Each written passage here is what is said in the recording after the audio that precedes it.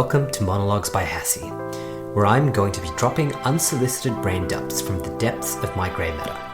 I'll talk about life, money, society, and self-development, plus whatever else lies up there, whilst hopefully not getting cancelled in the process.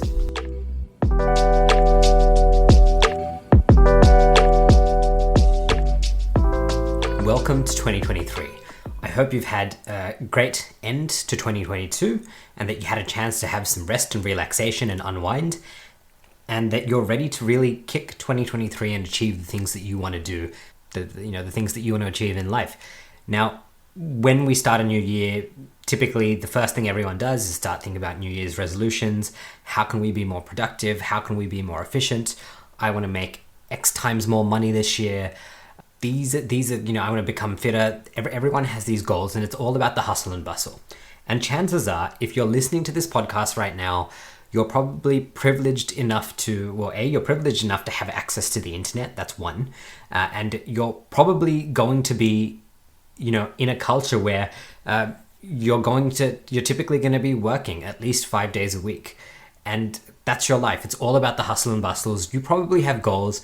You've probably been listening to a lot of podcasters and YouTubers with their, 2023, what are they going to be doing in 2023? How can you do 2023 better? I myself, no different. I will be, talking about my resolutions in due course. I'm taking my time with them because I think the start of the year is a rather arbitrary date. I've achieved a lot in the last 2 months of last year because I set my own resolutions whenever I want. I don't wait for the new year. So I actually want to talk about the opposite of the kind of hustle and bustle culture that we live in, especially if you're listening to this podcast. There's a high chance you're in it. And the opposite to the hustle and bustle culture that the new year often brings, because it's when everyone feels a little bit re-energized and they kind of get back into it. I want to talk about the opposite. So at the end of last year, I'd finished my, a very busy year. I achieved many things last year, became a software engineer, started this podcast, went absolutely ham. If you don't know what ham means, you can look that up in Urban Dictionary. I won't say it on this podcast. I went absolutely ham on achieving a few goals. And it was really great. I was extremely exhausted. And one of the best things I did is I had this... I bought tickets to Vanuatu, and I didn't even know this at the time, but the borders to Vanuatu had closed, and that's the reason I got such cheap airfares. But by the time I went there, the borders were opened. I was none the wiser. I only learnt about this after I got there. So that's the mindset I was in when I booked this holiday. Just too busy doing other things. But I get to Vanuatu, and it is an incredible country. So if you don't know where Vanuatu is, it's in the Pacific Islands. So in the middle of the ocean, I think specifically Melanesia. It's like around Fiji, on the kind of the western side of the Pacific Islands. And there's about 83 islands that Vanuatu consists of about 83 islands. I think a lot of them are uninhabited, and I personally visited 2 of the islands. But one of the things I noticed in Vanuatu is even though the people were, you did see what would be described as poverty. I can Google the GDP of Vanuatu right now. It's about 3,000. Well, in 2021, it was $3,000 US. If you compare that to like neighboring countries, it's significantly lower. So in Fiji, it's about $4,500 US per annum. And that's a significant difference in the GDP per capita. And chances are, if you're listening to this podcast right now, and it doesn't matter where in the world you are, I wouldn't hesitate to say that potentially, your household income is significantly higher than the GDP per capita in a country like Vanuatu. And naturally, this is kind of the average. If you go and look at the median person, that's not always going to be the case. So it was not a wealthy part of the world by any means.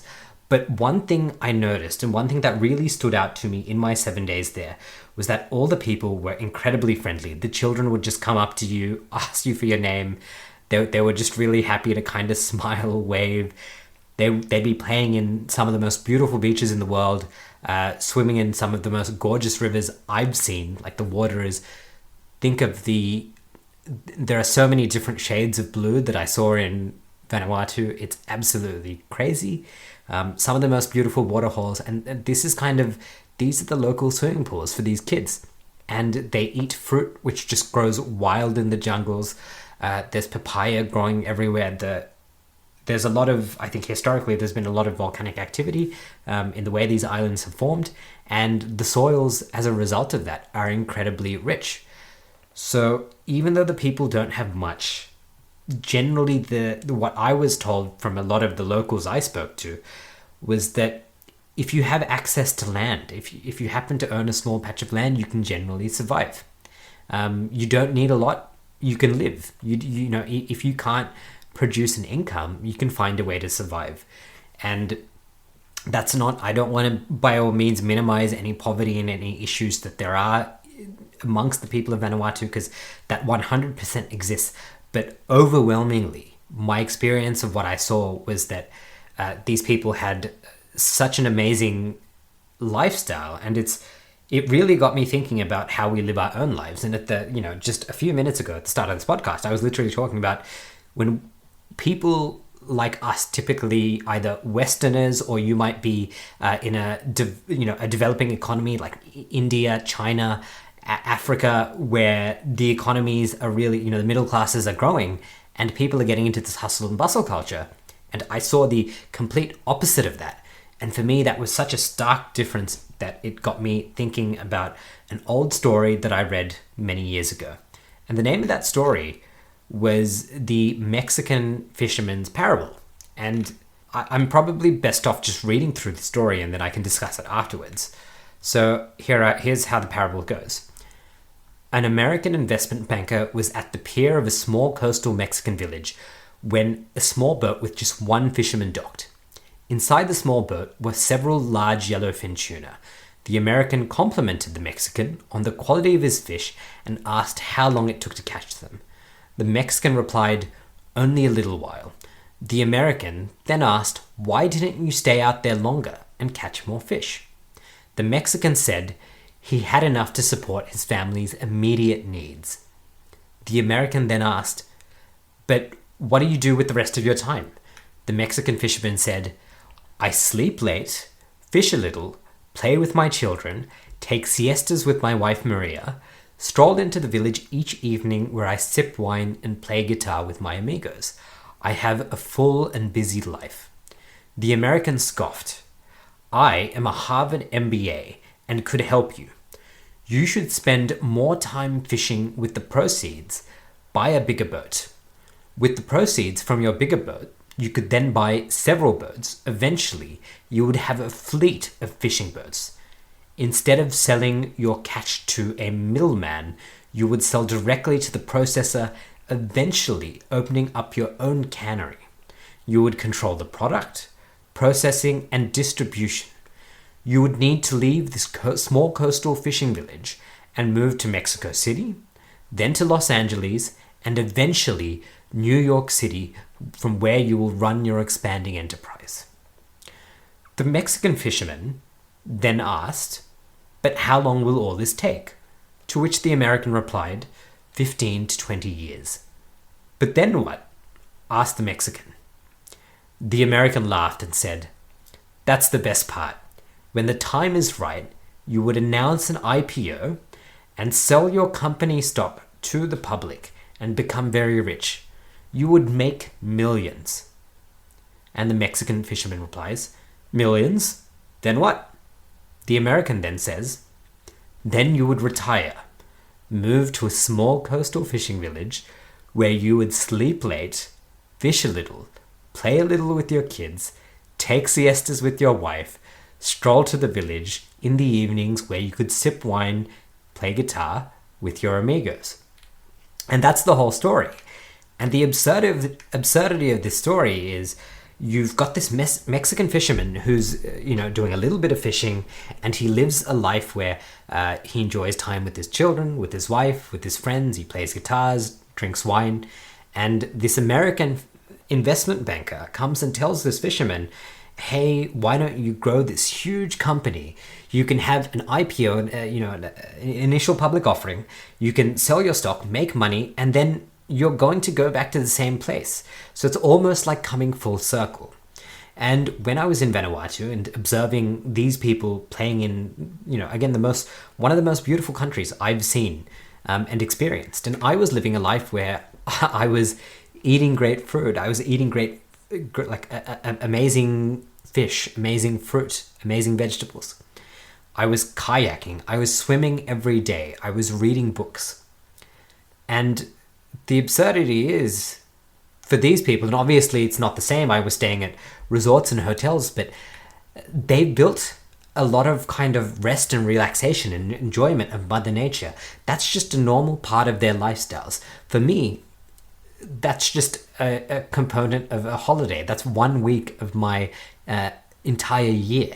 And my thought was, am I doing, not just me, but are all the people out there who are hustling and looking to do the next big thing and trying to grow our businesses and increase our awareness and increase the knowledge we have stored up in our brains, are we doing things fundamentally wrong? Should we just go back to enjoying the fruits of Mother Nature and making the most of what's available to us? And the answer to this question is a very tough one, because when I looked at these children, again, enjoying, a beautiful, there was a beach I was on called Champagne Beach, and it's called Champagne Beach because this is where the Americans came to celebrate the end of World War II. It's incredibly beautiful. You have white sand, kind of this very light blue water, and it's in a little bay. There are green trees that surround you, and on a sunny day, you can see an island and a bay beyond that. It's an absolutely stunning view, and there were these children happily playing there in the sand under a coconut tree, and this is their normal life. And I said, well, that could be my life if I wanted to. I'm sure I could move to a part of the world where I could live just like the locals. And this is kind of where I realized that it's not as rosy as it seems to us Westerners when we come on holiday and we come to these countries and make these type of judgments. The first thing, and knowing myself, I know that I would probably go crazy if I had to live this lifestyle all the time. And I think this comes back to Maslow's hierarchy of needs, and the very top need is self-actualization. And it's just about becoming something bigger than yourself, right? Once you've achieved the lower order needs in Maslow's hierarchy, your physiological safety, love and belonging, esteem, you then think about self-actualization. What can you do that's greater than what normal creatures on this planet do, right? This is creating your artwork, your creativity, finding meaning, self-actualization, right? How do you justify your existence on this planet, right? The sheer dumb probability that you happen to exist when you go beyond just mere survival. I think that's an important thing for me. And as much as I would love to live on a beach and eat coconuts and dig a yam up and eat a papaya off the side of the road, that wouldn't fulfill me. I'm somebody who loves reading. I love growing. I love developing. And when I think about the story of the Mexican fisherman's parable, I think there's two extremes here. There's one extreme where you have no self-actualization, which is you're just kind of living your life. You're the Mexican fisherman. And then there's the opposite, where you're so stuck in the hustle and bustle. You're this American investment banker and you've spent 20 years trying to achieve what the Mexican fisherman had achieved all along. And where I'm trying to reconcile these two extremes is that I love the rest and relaxation and the component of actually enjoying life, enjoying the present, enjoying Mother Nature. That's very important, because I think without that, you can't self-actualize. You can't do greater things. On the other hand, I realize that if you don't fall into that American investment banker lifestyle, and one of the traps I saw for the people of Vanuatu is that Vanuatu is a country that's deeply changing. One of the things that I noticed, and maybe I'm a bit biased because I come from Australia, and coming from Australia, that means that at least politically, Australia aligns itself with the US, the UK. So maybe I'm not as observant of foreign investment from the US, the UK, European countries. Maybe I'm not as observant of foreign investment by the West in countries like Vanuatu. And one thing I noticed in Vanuatu is there's a lot of Chinese investment, and the country is changing.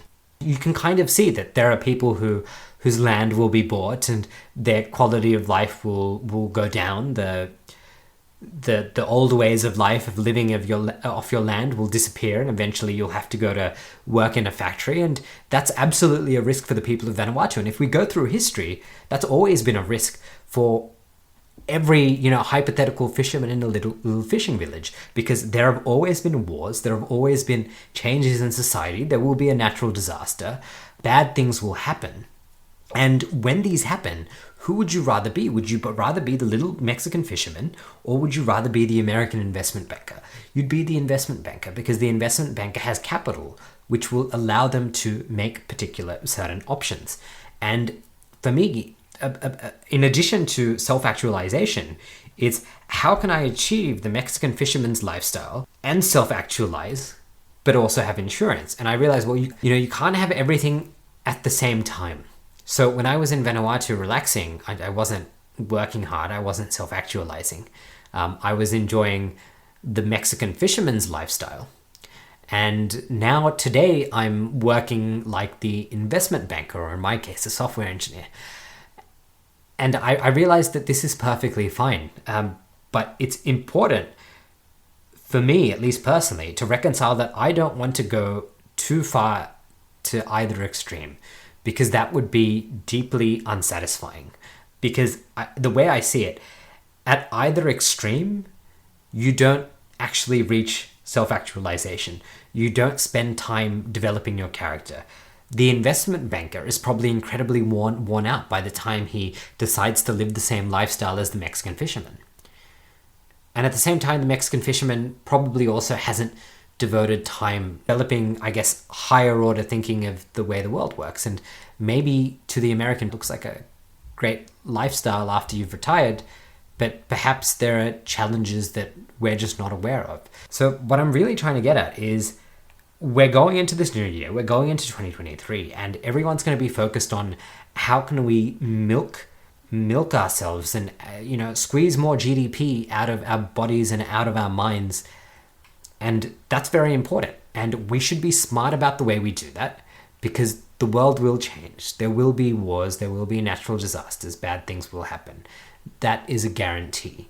The last thing we want to do is be powerless Mexican fishermen. And let me just reiterate, I have nothing against Mexican fishermen. This is just simply the story that I'm reading out.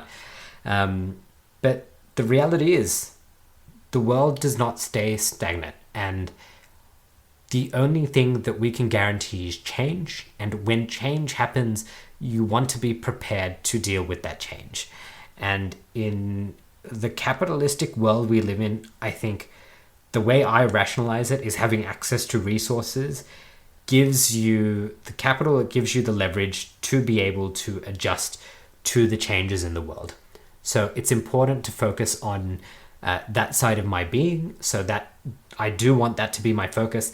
And at the same time, I think there is something incredibly valuable that I learned in Vanuatu. It's that every day can be beautiful, and I need to stay focused and be reminded that I need to enjoy the present. I need to enjoy the day-to-day, because as much as I achieved in that last 2-month sprint before I left Vanuatu, which I'm grateful for because I can see the tangible benefits today, I was so exhausted by the way I was working and the way I was doing things. It fundamentally led me to question whether I was on the right track when I got to this country where the people were taking siestas in the middle of the day. Everything ran on island time.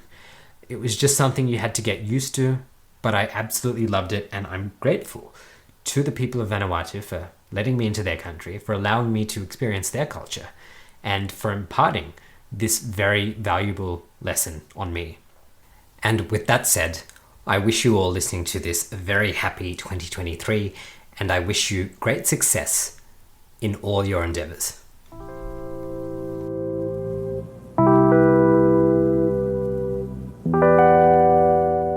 You've just made it through another episode of Monologues by Hassie. It brings me great pleasure to know that you made it to the end. To listen to more episodes, subscribe on your favourite podcast app or visit monologuesbyhassie.com. Thanks for swinging by.